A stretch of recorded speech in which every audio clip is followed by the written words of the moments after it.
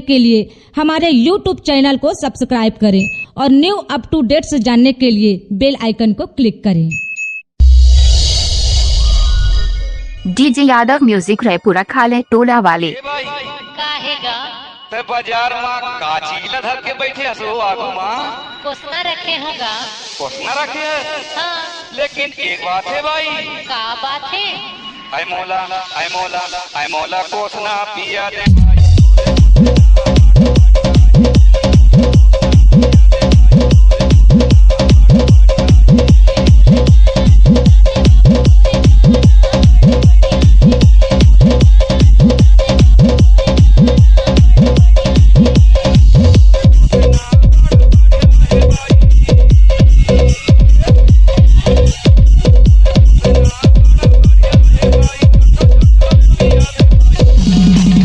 DJ Yadav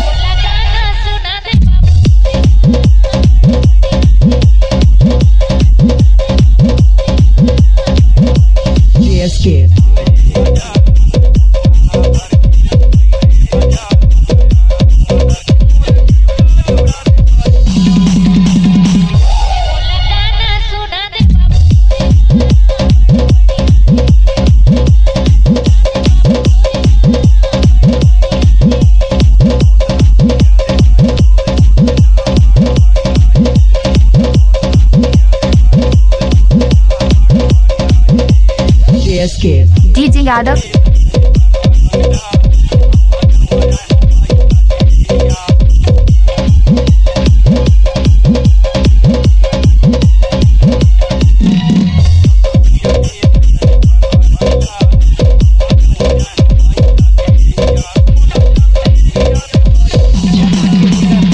DJ JSK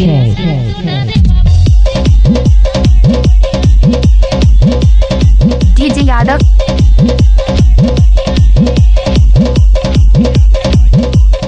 DJ Yadav music Raipura खाले टोला वाले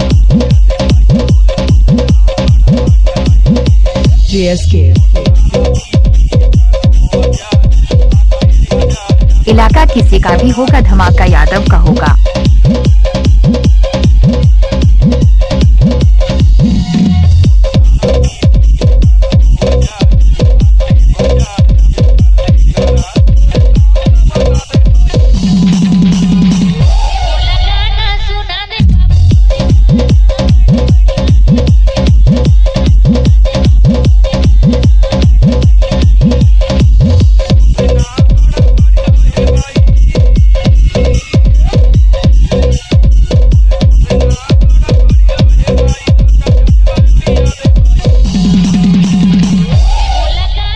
डीजे यादव म्यूजिक रायपुरा खाले टोला वाले